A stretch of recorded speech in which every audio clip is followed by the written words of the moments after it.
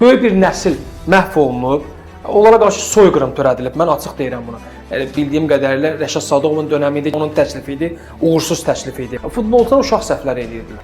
Dünənləri Elçin Məsiyevin hansısa səhv eləməsinə Neftçi futbolçuları əl yeri qoymadı. Yəni sizin qiymətiniz üstündə, karyeranız üstündə, üstünüzdə, yəni normal futbolçularsınız da, yəni sizi küçədən yığıb gətirməyiblər ki.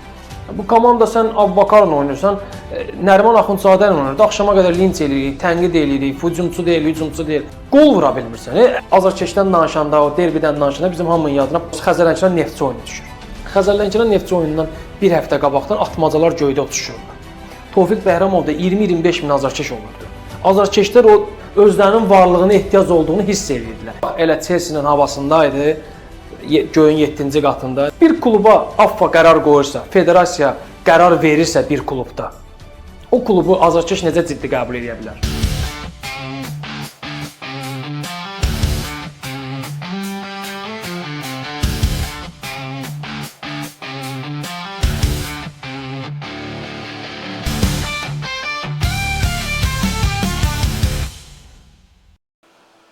Salam Xanoğlan, xoş gəlmişsən sözüm vara. Bugün sözümüz var, yığışmışıq. Azərbaycan futbolundan danışacağıq. Və bu zəfər turunda istəyirəm ki, elə Qarabağdan danışaq. Qarabağ Neftçi oyunu ilə başlayaq. Amma öncə istəyirsən, sən azarkeşlərimizi, izləyicilərimizi bir salamla. Mən də həm səni, həm də bütün izləyicilərimizi salamlayıram. Növbəti buraxılışımızda xoş gördük. Ümid edirəm ki, maraqlı fikirlərlə onların da diqqətini çəkmiş olaraq, marağına səbəb olaraq. Qarabağ Neftçi oyunu haqqında nə deyə bilərsən Hoca? Çox danışılıb bu oyun ətrafında. Oyundan öncə gözlədiyimiz çox şey var idi. Oyundan öncə fikirlərimiz, yəni bütün futbol ictimaiyyətinin də, azarkeşlərin də Neftçinin nəhayət uzun aradan sonra bir derbiyə layiq futbol oynayacağını ehtimal edirdik. Səbəblər çox idi. Neftçi bu il yenilənib, sıfırdan qurulub. Komanda son oyunlarda inkişaf hissi olunurdu. Mövsümün xal itirdiyi oyunlarda belə inkişaf hissi olunurdu. Samir Abbasov amili var idi. Sonuncu qələbəni də elə Samir Abbasovun rəhbərliyi altında komanda qazanıb. Amma yenə bu lənətlənmiş tilsim qırılmadı. Artıq 5 ildir Neftçi Qarabağın lənətinə tuş gəlib. Heç cür bu komandanı məğlub edə bilmir. Halbuki arxada qalan bu 5 ildə Qarabağı hətta Sumqayıt bir yox, bir neçə dəfə səhv etmirəmsə məğlub edib. Sabah finalda məğlub edib. Zirə komandasının qələbəsi var. Yəni ümumiyyətlə məğlub edilməz komanda deyil Qarabağ. Əslində bir neçə təcrübə göstərir ki, hətta ortabab komandalar belə bəzən Qarabağın hansısa məqamda boşluğundan hiss edib, o komanda üzərində qələbə qazana bilir. O boşluq dediyimizdə Qarabağın Avrokuboklarda çıxış etdiyi dönəmə təsadüf edir daha çox. Çünki komanda uzaq səfərlərə gedir, ağır oyunlar keçirir.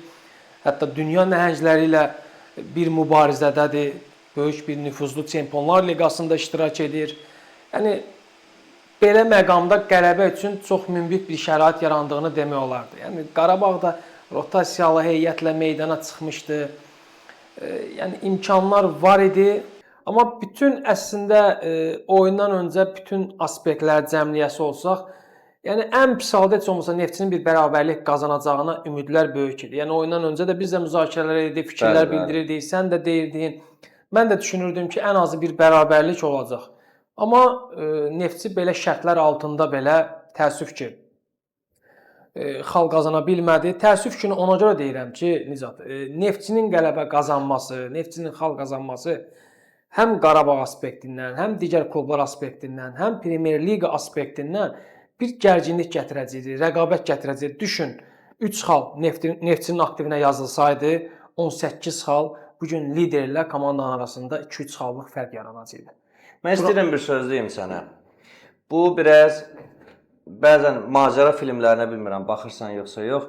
Macəra filmlərində bizim həmişə Premyer Liqa macəra adda başlayır. Elə ona gətirirəm sözü. Nəyə bənzəyir bu? Hollywoodun çəkdiyi bu macəra filmlərində bəzən biz görürük ki, bütün bir komanda yığılır və gedirlər uzaq bir bir necə deyirlər, məbədin içində gizlənən bir mücrü mü deyim, nəsə bir kristalın arxasınca axtarışında olurlar ki, inanırlar ki, həmin vaxtda dünyanın sonunu gətirəcək bir fəlakətin qarşısını o alacaq. Biz Qarabağ bu qədər zirvədə gördüyümüz zaman Azərbaycan futbolunun inkişafını görmürük. Yəni Azərbaycan futbolu, yəni milli futbolumuz geridə qalır və Azərbaycan Premyer Liqasındakı intriqanın, Azərbaycan milli komandasındakı milli ruhun məhz Neftçi komandasının dirçəlişində görürük və elə bil ki, onu axtarırıq. Jurnalistlər də yəni nəinki media, digər tərəf, hətta əks tərəf komandanın azarkeşləri belə Neftçinin dirçəlməyini, Neftçinin ayağa qalxmağını və mübarizə aparmasını gözləyirlər. Bir tərəfli mübarizədən beziblər. Razısan? Niyə elədir? Deyim də, bugün çempionatda ənənəsi ən böyük olan iki komanda Neftçi və Qarabağdır. Biz bu faktı çox demişik. Bizim 92-ci ildən sonraki milli çempionatların hamısında bu iki komanda çıxış edib. Zirə ola bilər çempionluq mübarizəsində olsun. Gəlin etiraf edək ki, bu yəni hansısa kluba hörmətsizlik deyil. Bu reallıqdır. Bəlkə də o klublarda çalışan şəxslər özü də bunu qəbul edər. Zirənin, Sabahın, yəni yeni yaranan bu klublardır. Böyük bir ənənələri yoxdur, ciddi bir azarkeş kütləsi də yoxdur. Yəni bu komandaların hətta meydanda güc olaraq Qarabağla Çempionlar Liqasında, çempionluq uğrunda mübarizədə olması biz istədiyimiz o dadı, o şirinliyi bizə vermir. Bu günləri Neftçi komandası 2 ildə Avrokuboklara çıxış etmir. Tarixin ən uğursuz dönəmini yaşayır. Problemlər nə qədər desən var bu komandada. Bəli. Ətrafında nə qədər hadisələr cərəyan edir. Amma gəlir derbi oyununa çıxır. Meydandakı ajotajı gördün. İkimiz də oyunu stadiondan izləyirdik. Hansı hava vardı, hansı hadisələr baş verirdi. Yəni azarkeşlər bunu istəyir. Futbol ictimaiyyəti bunu istəyir. Bunu da kim verə bilər? Bunu ancaq Neftçi komandası verə bilər. İstəyirsən bir xatırlatma eləyim. Birinci saxı 0-0 hesabı ilə bitdi. Və həmin bir müəyyən bir momentlər yarandı ki, Neftçi komandası hücum elədi və qapıya zərbələri oldu. Bir dənə də Abubakarın cinah tərəfdən zərbəsi var idi. Topu setkanı çöldən sirkələdi. Həmin vaxtı belə azarkeşin ajotajını görürdünmü? Ümumiyyətlə dünən stadionu sirkəliyirdilər. Dünənlər Neftçi azarkeşləri Neftçiyə qonaq meydanda olduğunu hiss etdirmədi. Bu komanda çempion olsa, çempionluğu oynasın neyniyərlər? Qələbə bir kənara. Bu komandanın ən azı qol sevincinin haqları çatırdı da bu komandanın azarkeşləri heç olmasa qol deyə bir hayqırsınlar da o qolu belə vura bilmədilər. Əslində bir neçə fürsət də var idi. Düşünürəm ki, biraz qlobal düşünməlidir Neftçi rəhbərliyi. Yəni bundan bir çıxış yolu tapılmalıdır. Mümkün ola bilməz. Necə yəni bu qədər büdcə ayrılır, bu qədər transferlər edilir, bu qədər pullar ayrılır. Yəni 5 ildən öncə indi Samir Abbasov bu gündür də. Biz Samir Abbasov oxları tuşlayırıq. Samir Abbasova qədər əcnəbilər gəlmişdi axı. 4-5 əcnəbi baş məşqçi gəlmişdi. Heç biri Qarabağın sirrini çözə bilmədi. Qarabağı məğlub edə bilmədi. Yəni çempionluğu qoyuruq bir kənara, nə bilim Avrokuboklara qoymağı qoyuruq bir kənara. Yəni əzəli rəqib üzərində 5 il qələbə qazanmamaq nə deməkdir? 5 ildir bunu analiz eləyə bilmədilər. Yəni. Çox ciddi qüsurdur.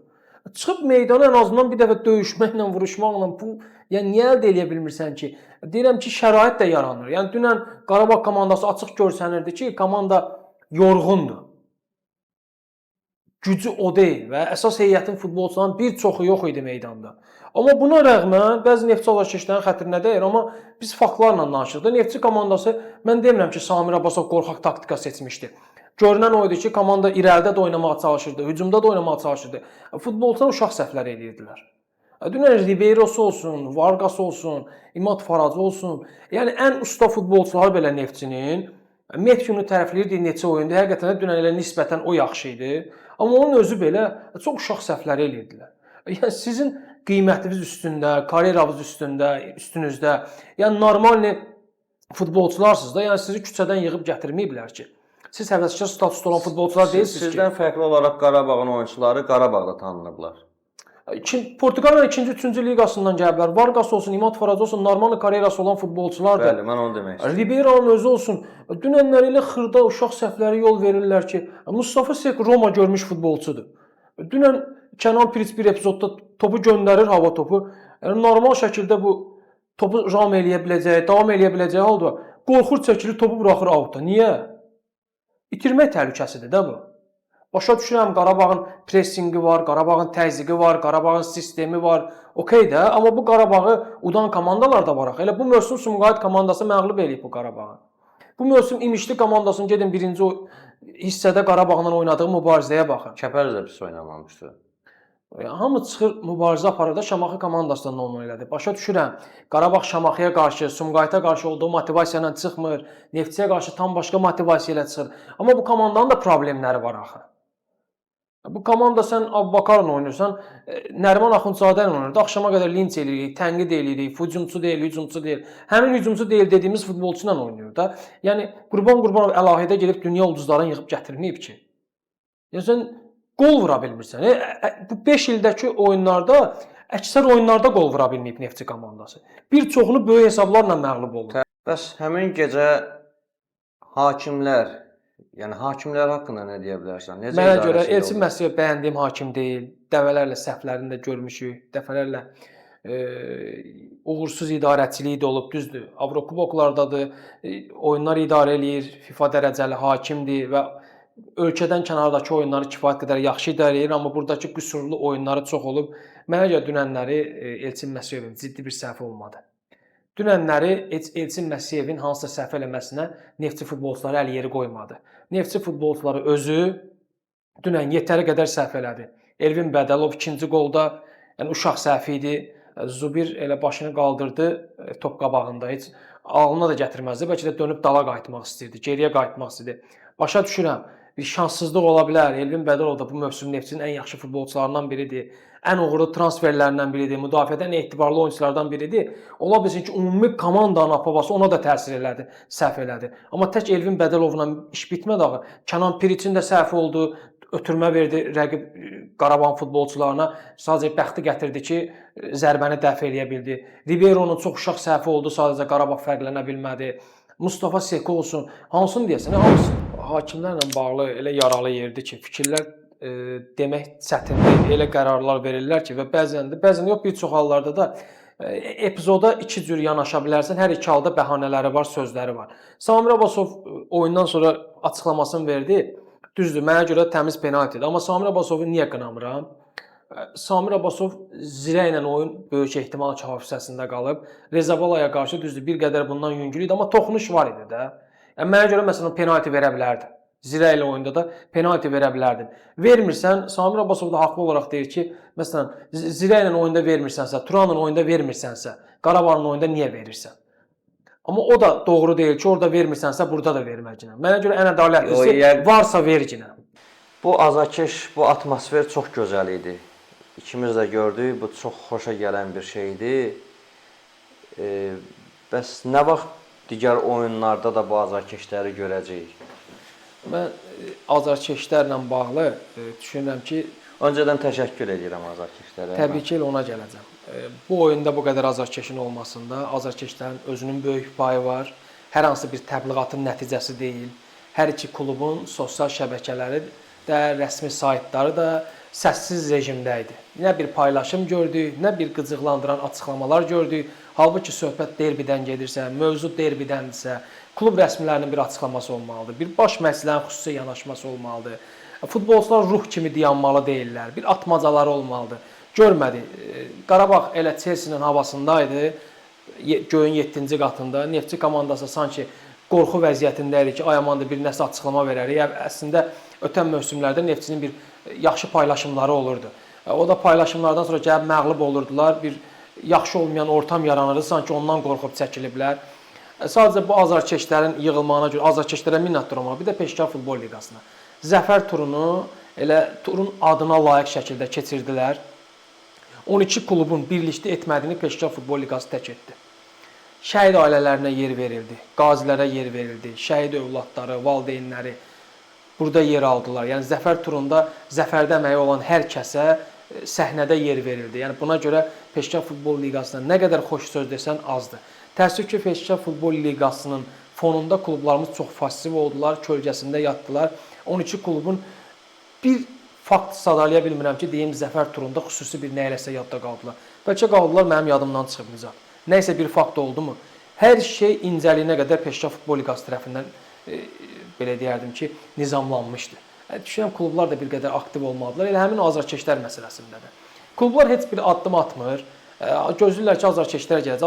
Azarkeşə bir baxımlı futbol təqdim eləməlidir. Azarkeşə bir təbliğat, təşviqat işi olmalıdır ki, azarkeşlər can atsınlar, o futbola getsin. Biz azarkeşdən danışanda, o derbidən danışanda bizim hamının yadına Bakı, daha doğrusu Xəzərlənkəran Neftçi oyunu düşür. Xəzərlənkəran Neftçi oyunundan bir həftə qabaqdan atmacalar göydə uçuşurdu. Yaxşı xatır edirəm, Ramon Musayevin də açıqlaması vardı, səhv eləmirəmsə. Deyir, bəzən öz klub rəsmiləri öz aralarında danışırdı ki, müəyyən qıcıqlandırıcı açıqlamalar vermək lazımdır ki, gündəmi qızışdıraq, azarkeşləri cəlb edək. Razıyam. Bu da mütləq olmalıdır. Kamran Ağayevin bir qıcıqlandırıcı açıqlaması oradan gəlirdi. Mariş Kirovun buradan bir atmacası olurdu. Meydan qızışırdı, futbolçular, nə bilim, azarkeşlər oyuna bir həftə qalmışdan ağlaşıb yanırdılar ki, oyun gəlsin. Mənim nə qədər Lənkərandan dostlarım, tanışlarım vardı ki, oyun günü vallahi deyirəm 8-10 nəfərlik qruplar idi ki, işləyirdilər də hansısa briqada kimi. İşi bağlayırdılar həmin günü. Oyundan 3-4 saat qabaqdan gedirdilər tribunaya, stadiona ki, Lənkəranın bu gün yanında olmaq lazımdır. Xəzərin bu gün yanında olmaq lazımdır. Tofiq Bəhramov da, qardaş, biz Lənkərandakı oyunları demirik hələ. Tofiq Bəhramov da 20-25 min azarkeş olurdu. Havadan sudan olmurdu ki, bu klubların bir ənənəsi var idi. Bir də ki, həmin o təbliğat, təşviqat normal aparılırdı. Bir dəvət var idi. Azarkeşlər o boşluğu hiss edirdilər. Özlərinin varlığına ehtiyac olduğunu hiss edirdilər. İndi bunu heç kim hiss eləmir axı. Hansı bağlılıqdan danışa bilərik biz? Bu gün Sumqayıt komandası ən çox linç olunan klubdur ki, oyununa niyə azarkeş gəlmir? Niyə gəlməlidir? Niyə gəlməlidir? Bu komanda niyə yaranıb? Niyə keçmişimizi unuduruq ki? 10 il əvvəl bu komanda AFFA tərəfindən yaradılıb. Gənc futbolçular oynasın orada. Legioner gətirilməsinə qadağa qoyulub. Bir kluba AFFA qərar qoyursa, federasiya qərar verirsə bir klubda, o klubu azarkeş necə ciddi qəbul edə bilər? Mən yüzlərlə stajda azarkeş tanıyıram Sumqayıtda. 30 ildir Sumqayıtda yaşayıram da. Yüzlərlə stajda azarkeş tanıyıram. Birə-bir göstərərəm, təqdim eləyərəm ki, adamlar getmir Sumqayıtın oyununa. Deyir, bu bizim deyil. Bu AFFA-nın yaratdığı farm klubdur. Zamanında qadağa qoyuldu ki, legioner olmaz. Milliləşdirilmiş kimlərsə gəlirdi. Kiminsə bazarına dönüb də Sumqayıt komandası. Gətirirdilər oradan milli komandaya. Bəzən heç 2 oyun, 3 oyun çıxırdı milli komandaya. Neçə futbolçu elə oldu? Aleksey İsayev olsun, Rəhim Sadıqov olsun, Peyman Babayisi olsun, Əli Qurbanisi olsun. Say qutarmaz. Haqq verdi vaydı, öcət haqq verdi. Gəlirdi Sumqayıt. Necə belə təsadüf olar? Elə hamısı gəlir Sumqayıta, Sumqayıtdan milli komandaya. Sumqayıt bir iddialı komanda da deyildi. Ortabab idi. Bəzən çempionatda qalma uğrunda mübarizə aparırdı. Gəlirdi ora, gedirdi milli komandaya. Azarkeşlər uşaq deyildi. Sumqayıt pasport stola bənzəyirdi elə. Əlbəttə. Azarkeşlər də bunu görür axı. Sumqayıt komandasının Xəzər adında komandası olub. 1960-da yaranıb, səhv etmirəmsə. 92-ci, 93-cü il çempionatlarında, milli çempionatda gümüş medal qazanıblar. Sumqayıtın Nazim Süleymanov olub, Sumqayıtın Mariş Kirov olub, İsmail Məmmədov olub. Bir dönəmdə milli komandanın özəyini Sumqayıtlı futbolçular təşkil eləyib. Məhv eləyib qoyublar yanı üstə. İndi də deyirlər ki, hardadır? Dağıtmısınız da harda olacaq? İstəyirəm bir milliyə də son olaraq toxunaq. Milli komanda artıq qarşıdan yaralı yerimizdir. Bəli, yaralı yerimizdir. Çünki bizi çox ağır oyunlar gözləyir. Məncə bizdən çox Ayxan Abbasovu çox ağır günlər gözləyir. Milli tarixinin ən çətin dönəmlərində milli komandanın başına gəlib. Sanki müharibə şəraitində götürüb. Mütləq. Qeyd etməliyik ki, çətin dönəmdir. Ayxan Abbasov sağ olsun. Milli komandaya görə bilirəm. Bu riskə gedib, milli komanda naminə bu yükün altına girib, amma millinin ən ağır dönəmləridir. Bəlkə də ən məhdud heyəti, keyfiyyəti aşağı olan heyəti olan dönəmə təsadüf eləyir. Bu da səbəbsiz deyil. Ötən illərdə ən azından limitə görə müəyyən futbolçularımız heyətdə yer alırdı. Bu faktlardır. Bugün Elvin Cəfərquliyevdən danışırıq. Avropa səviyyəli futbolçudur deyirik. Bəhlul Mustafazadədən danışırıq, Toral Bayramovdan danışırıq. Bu futbolçuları yetişdirən, üzə çıxardan Azərbaycan futbolunun hansısa uğurlu strategiyası deyil. Məhz limit idi. Limitin bəhrələri idi bu futbolçular. Yaxşı yadıma gəlir, göndərilmişdi Sumqayıtda oynayırdı, Elvin Cəfərquliyev bir mövsüm oynadı. Qurban Qurbanov gətirdi, oynatdı. Təbii ki, Qurban Qurbanovun da böyük əməyi var ki, Avrokuboklarda oynatmaya bilərdi, limit yox idi, amma orada da şans verirdi. Çempionatda da şans verdi və bu futbolçular inkişaf edirdi. Bu gün limit yoxdur. Əksər çempionat oyununda elə son turda zirə turan oyununda meydanda cəmi 2 yerli futbolçu var idi. Bu gün milli komandanın hücumçusu yoxdur. Bu gün milli komanda Nəriman Axundzadədən asılıdır. O Nəriman Axundzadədir ki, birmənalı olaraq qəbul olunmur. Yalnız Qurbanov israrla güvənir, şans verir. Sağ olsun ki, yəni bir səviyyəyə gətirib çıxartmaq istəyir. İstedadlı futbolçudur, talantlı futbolçudur. Amma bir milli komandanın yükünü çiyinlərində daşıyacaq səviyyədə deyil. Və hücumçu kimi ən önəmlisi odur ki, məhsuldarlığı yoxdur. Bizim komandada bu gün milli komandada yəni hər oyunda sənin 2-3 maksimum şansın olur, onu dəyərləndirməlisən. Yəni Nəriman o çapda futbolçu deyil ki, o şansları dəyərləndirsin. Yəni milli komanda ilə belə dönəmdə gəlib, yəni Ukraynanın oyunda komanda xal qazandı. Səfərdə Fransa ilə də layiqli mübarizə apardı. Ukrayna ilə oyunda da yaxşı mübarizə apardı. Ayxan Abbasov güvəndiyim, inandığım, bir bəlli sistemi olan, mübariz bir məşqçidir, təslim olmamağı bacaran məşqçidir. Yenə əminəm ki, yenə layiqli mübarizə aparacaq milli komanda, amma getdikcə bizim durum çətinləşir. Vəziyyətimiz çətinləşir. Düşünürəm ki, legioner limitini daha doğrusu aradan götürməklə milli komandaya çox böyük bir zərbə vurulubdur. Bunun ağrıları hələ gedişatda bilinəcək, qarşıdakı zamanlarda bilinəcək. Çünki hələ biz həmin o limitdə yetişən futbolçulardan müəyyən qədər ayaqda qalmağa çalışırıq. Elvini olsun, Bəhrulu olsun, həmin o futbolçularla ayaqda qalmağa çalışırıq. Amma gedişat bizi daha ağır durumlara aparır. 2 dənə cəmi hücumçu cəlb olunub. Biri Nəriman Axundzadə, biri də Renat Dadaşov. Əslində baxanda heç bir hücumçu deyil. Renat hücumçudur, amma Nəriman hücumçu deyil. Nəriman cinah futbolçusudur. Qurbanov onun hücumçu mövqeyinə çəkib. Renat da klubunda oynamır. Bu vəziyyət acınacaqlıdır. Bir də onu qeyd limiti ləğv eləyəndə Nicat, dedilər ki, bunu ləğv elədik.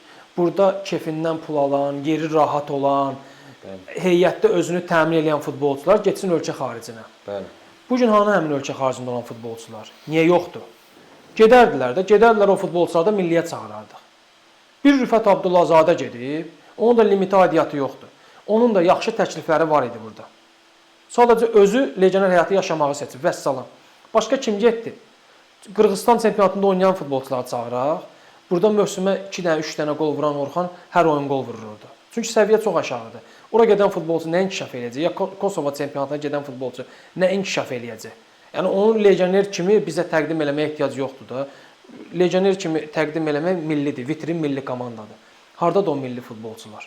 Qalmışıq aylarla oynamayan Mahir Əmrəlinin ümidinə. O da zədələndi. O da zədələndi.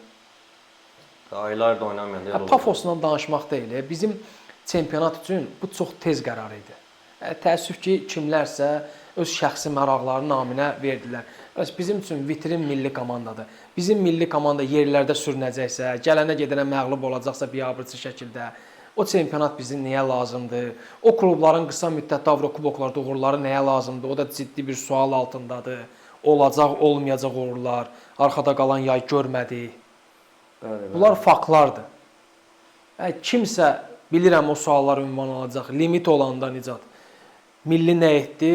Limit olanda milli ən yaxşı nəticəsini limitin vaxtında verib. 6+5 olanda Robert Prasnetskinin dönəmində biz sona 200 tur qalmış. Tarixində ilk dəfə dünya çempionatının seçmə mərhələsindən, özü ağır qrupdan, Norveç idi, İrlandiyası idi, ola bilər kimisə unudaram.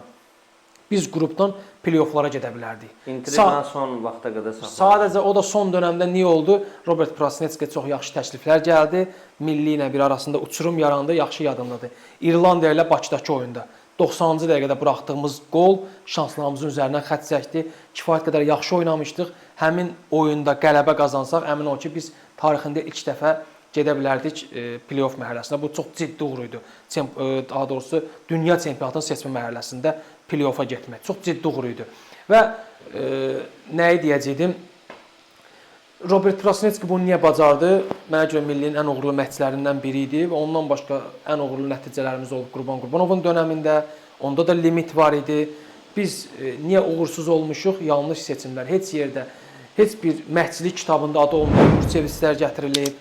Nə bilim, karyerasını çoxdan bitirmiş, özlüyündə artıq futbolda olmayacağına bəlkə də qərar vermiş, Santuş kimləri gətirib urcaq etmişik milli komandaya. O adamlar bura konkret pul qazanmağa gəlmişdilər. Milli qurmağa gəlməmişdilər. O adamlarla da limiti də ləğv etsən, limit də olsa bir nəticə olacağı, olmayacağı daha doğrusu əvvəldən dəqiq idi. Bir şey ki, Santuşun təyinatında bizim Sport Info TV-də var da, yəni. İlkin Xəllovun da süjeti var, dəyərli sənətkarımızın, nə bilim bizim öz yazılarımız var, arxivdədir də qalır. Hətta təyinatında biz deyirdik ki, uğursuz təyinatdır. Yəni bu adamlar səbəb olub milli komandanın uğursuzluğuna. Yəni limitin olmadığı dönəmi bağlamasınlar ki, onda da yerli futbolçular heç nə etmirdi. Kifayət qədər də yaxşı çıxış edirdi, yaxşı nəticələrimiz var idi. Çexiya ilə səfərdə 0-0, Norveç ilə Bakıda qələbə, kifayət qədər uğurlu nəticələr var idi. Düşünürəm ki, bizdə problem sabitliyin olmaması idi. Milli komandada yanlış baş məşqçi seçimləri idi. Dalana dirənəndə, yerin dibinə çatanda gəldik, ağız açdıq, yenə qapılarını açdıq yerli baş məşqçinin Ayxan Abbasovun. Həmin limit olanda biz Cani Debiyazi ilə Millətlər Liqasında qrup sonuncusu olmaqdan, sonuncu turda qurtulduq, qrup sonuncusu olmaqdan. Amma həmin Qurban Qurbanov da qrup lideri olmağı sonuncu turda əldən verdi. Bunlar çox önəmli faktlardır. İzləyicilər də açıb baxsınlar, oxusunlar. Yəni havadan sudan kimlərsə yazmasın ki, limit olmayanda biz nə edirdik? Kifayət qədər də ciddi faktlar var ki, ciddi nəticələr var idi. Sadəcə federasiyanın, əvvəlki rəhbərliyin uğursuz qərarları buna mane olurdu. Sanki heç onlar üçün maraqlı deyildi. Maraqlı olsaydı 6 illik müqavilə açıqlanmışdı Rövnəq Abdullayevin dönəmində Qurban Qurbanovla. Bildiyim qədərilə rəsmi sənədlərdə 2 illik müqavilə idi, amma adamı 9 aydan sonra qovdular. Səbəbsiz yerə. Bu açıq-aydın ortada olan faktlardır.